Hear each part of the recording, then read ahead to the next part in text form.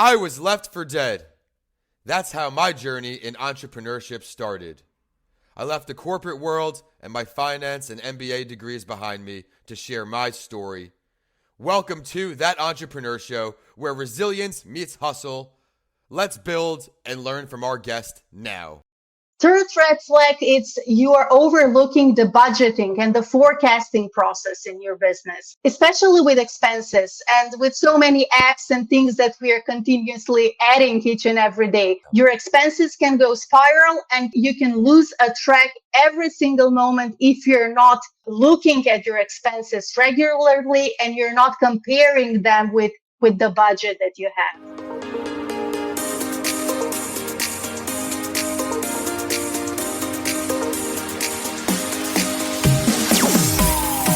Here we go. The show is stopping in Macedonia. I think it's our first time here in over 5 years of podcasting. So today we welcome someone I met, no surprise, on LinkedIn. Anastasia, thank you so much for taking the time to join us. Thanks, Vince, for having me. I'm really glad that I have an opportunity to talk with you today and also to share my journey, my story. So hopefully someone would get inspired from that.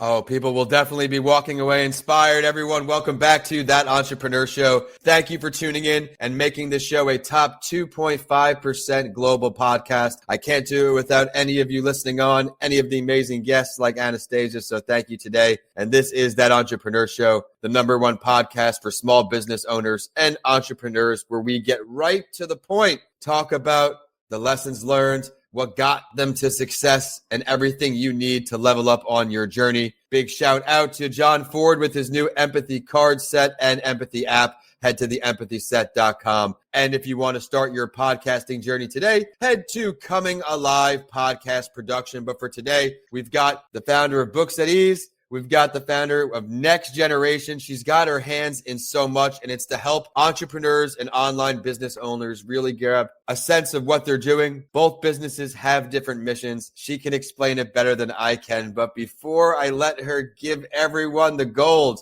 Anastasia, what led you to entrepreneurship? Why did you want to work for yourself? Yes, that's an awesome question.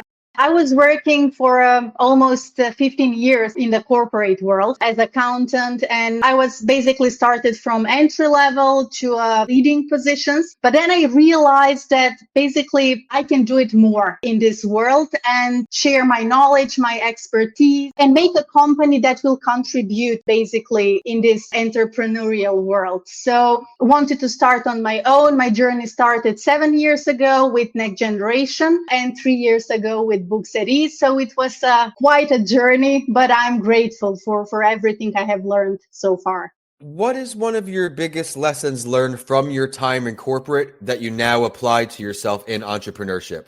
From that period, I learned that it's really important to focus on learning things and learning that in depth. Because now when you are in this world, you don't have so much space of making mistakes. I mean, you can make them, but those mistakes are costing. You're paying them from your own pocket. So I was really focused on learning things and setting up processes in place because I was mentoring very high efficient operational teams, and learned that you need to focus on the right people, on the mentoring process, set them right processes, because that is very important when you're starting your own business.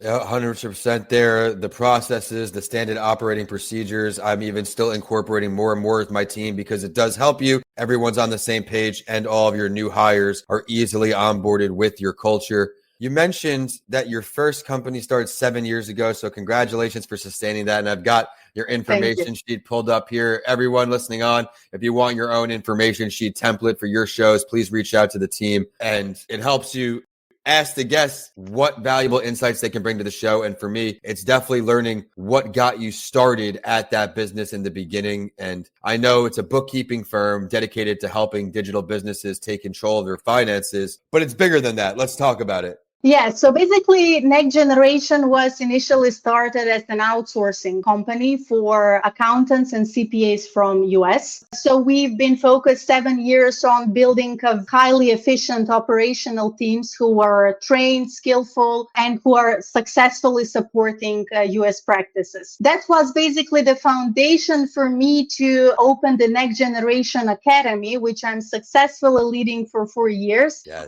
where I can proudly say that I've trained and educated for more than 100 accounting professionals from Europe, especially from Macedonia, who are ready to support US businesses. So that is next generation story. Well, when it comes to book studies, emerged gradually. So I realized that there is a potential for serving digital businesses with high quality services while you're doing that directly. So not as a subcontractor as we are doing in next generation. And Okay. coach companies, basically those are two different business models, different structures, and we have a challenges for both of them, but we are successfully navigating. So yes. I love that. And I got here in the show notes, the two different businesses, two different business structures, really having to learn and dive into entrepreneurship from many angles. I have a feeling that mentorship and support circle played a big help in you getting into a whole new field. Can we talk a little bit about the roles of mentors in this transition to a new sector? Yes, absolutely. So mentoring either for yourself as a business owner or you as a mentor to the team is really important because when you're starting a company and you're building a team, for everybody from the team has its own skills, own personality set, and it's a whole package. So your role is basically to manage that team successfully and to highlight the best of each team member. So it was quite a process, and I was learning during this year. I'm learning now as well, because as I said, the structure is different. So it's one point when you're building a team for outsourcing and completely different when you're building a team when you're directly serving clients. So mentoring, setting efficient processes in place, being there for the people to talk with them, to understand where they are failing or have an issue or they don't have maybe enough knowledge. It's really challenging, especially when the team is growing. But I'm really grateful for the team I have in both companies. And I can say that I did a really good job so far, but I'm also here to learn more and improve myself because learning never stops. You make a great point. Even when you hit certain success checkpoints, if you will, you continue to learn or you fall behind. Things are always changing and trending. And what goals with this podcast is keeping people up to date with the guests that come on in their businesses, in their sectors. Absolutely incredible there. I'd like to now dive into something. I asked you about lessons from corporate, but now I want to know if there's any notable lesson learned from working with over 50 different accounting practices. Yes, absolutely. So the lessons are invaluable. So first lesson I would say is the value of, as I said, of the standardized processes, because standardized processes in place can really improve the efficiency and increase the client satisfaction. Absolutely. On the other hand, having a consistent and high quality training programs for your people, it's really, really important because I've seen a lot of great accounting practices that were failing to scale or even failing to deliver a good quality service simply because they were not able to manage the team or to onboard a new team member, which is very important when you grow. So that's first. Second is adaptability and continuous improvement. As I said, the times are changing very fast, so you need to learn how to adapt quickly, either to the industry changes or to your client needs. And very important for us is taking the feedback very, very seriously, because everybody can do better if you learn what others have to say.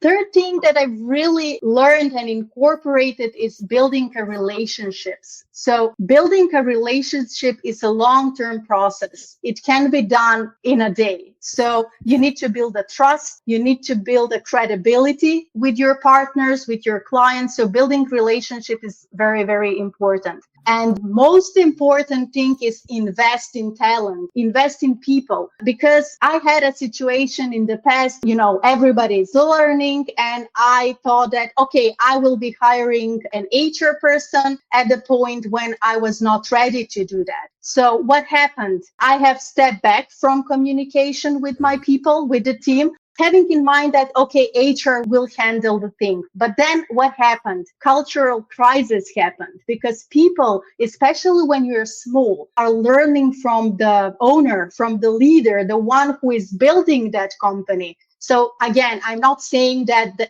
HR was bad. Simply, we were not ready to do that. So make sure you know in what phase of your business you are in order to do something, because sometimes you can spend a lot of money without getting results that you want to have.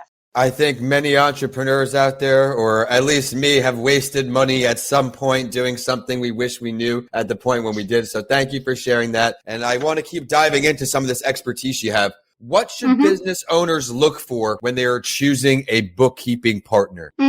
Yes, that's a great question. So there are a lot of bookkeeping companies on the market, but what you should need to look for? First, you need to look for expertise and education. I know that since the US market is not regulated in terms of who can be a bookkeeper, there are a lot of people who are starting that and doing that as a business, but making a lot of mistakes. So ensure that the bookkeeper you're working with has the right education, the right expertise. Also ask your bookkeeper whether it has experience in your industry, because no matter how good you are, you cannot be good at everything. I mean, if you have someone who has experience in your niche, in your industry, that's a good bookkeeper. Ask your bookkeeper how often it talks to you, because I saw a lot of businesses that we have onboarded recently that said, okay, I'm talking with my bookkeeper only once in a year. That's not good, because you're not learning from what client needs. You're not learning about the changes that are happening in the business. And yeah, I mean, those are the things that you need to pay a lot of attention before you choose a bookkeeper. And you make a great point there, something I neglected with past bookkeepers, where if you're only meeting once per year, you're not strategizing, you're not making plans, you're not trying to actually make some big improvements. You're just saying, hey, here, let's get my taxes done. In my recent hire, it was a lot more than that. All of those areas that you highlighted, experience in my field, experience in my state. Here in Florida, there are different tax laws than, for example, up in New York, where I'm from, including the state tax. We avoid a big tax here. So it's very, very important to have someone, not that you just trust, but that has experience in those areas. Let's keep moving, because you're giving a lot of great advice here in these fields. What are some potential red flags business owners should watch for? Now we know what we should look for. How about on the other side of things? What are some red flags? Yes. So red flags, first red flag is inconsistent cash flow or irregular cash flow, because normally businesses are focusing on revenue. How much revenue I'm making, not how much profit I'm making, because higher sale doesn't necessarily mean a good profit and good profit margin. So that's the first red flag. Second red flag is you don't have accurate bookkeeping. So you are relying on wrong information. You need to have a proper recording to be able to provide a solid base for financial reporting later. Third red flag is you are overlooking the budgeting and the forecasting process in your business, especially with expenses and with so many apps and things that we are continuously adding each and every day. Your expenses can go spiral and you can lose a track every single moment if you're not looking at your expenses regularly and you're not comparing them with a budget that you have. Other red flags are high account receivable. I've seen businesses that have problems with the cash flow simply because they're holding money in the account receivable. And how they're holding. Basically, they're not negotiating the right terms. They're setting, let's say, 60 days terms with their clients, and they're paying their own liabilities in 30 days. And you're stuck. You don't have enough cash. And the last and very important things, not following your KPIs and your numbers. You cannot lead your business without knowing what you're doing. It's something like you're driving blindly. You don't know where you go. You don't know what is the direction. And KPIs are the signs on the road. They're showing you where you are, where you will get if you follow or not follow this. So yeah, those are the red flags. And I love that you just brought up KPIs, everyone, key performance indicators, something when I was in the incubator program, they really ingrained in me, Vince, you know how to start paying attention to certain areas. But remember, you can Google common KPIs that they may apply to you, but we want to be as specific as possible with these KPIs, something I learned. And for me, it's interesting to see how my KPIs have evolved as my team has grown, where when I was doing just book writing, how many book coaching calls per ghostwriting contract, how many reach outs. Now on the sales side, it's marking, cold messages per state. Which type of message did I say? Which message has the most likelihood of succeeding to get through the gatekeeper? So I love what you said there. Everyone, this has been an absolutely rock star performance. But Anastasia, if you've listened to my show before, you know what's coming next. At the end of the show, I try to be consistent, whereas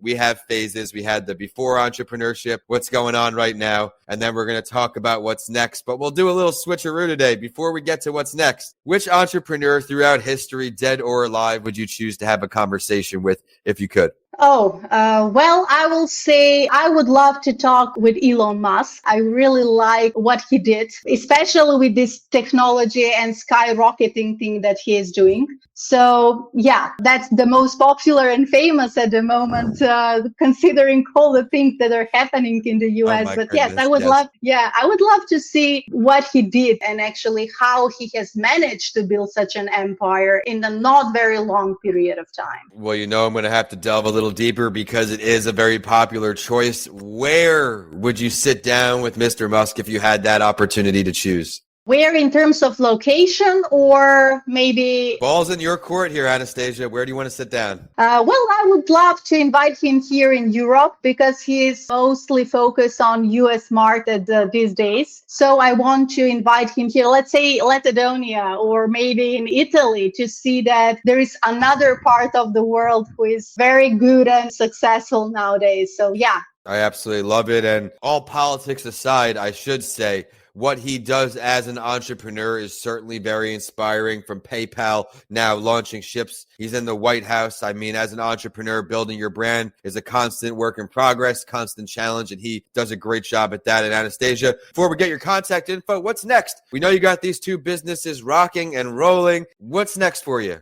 So next for us is basically to grow Book Cities, because now even we are very successful and we have a client base, we want to grow this business. We are 3 years on the market, which is more or less in a startup phase of the business. So yeah, we have a lot of room to improve ourselves, to increase our portfolio of clients, and basically to learn how to be bigger. Because now at the moment, my goal is basically how to scale, but smart, not scaling with a lot of costs and doing mistakes that I did in the past. Well, I think you're on the right track and you're using your lessons learned from your past industry, doing podcast appearances like this to get your message out there. So I got to thank you so much, Anastasia, for joining us all the way over from Macedonia, the show's first entrepreneur. I think, and I'm not intentionally disrespecting everyone, I'm very grateful to have around 20 countries, 25 on this show, but I think this is number one here. Where can we find you online, of course, and please also share your LinkedIn, as that's where we connected.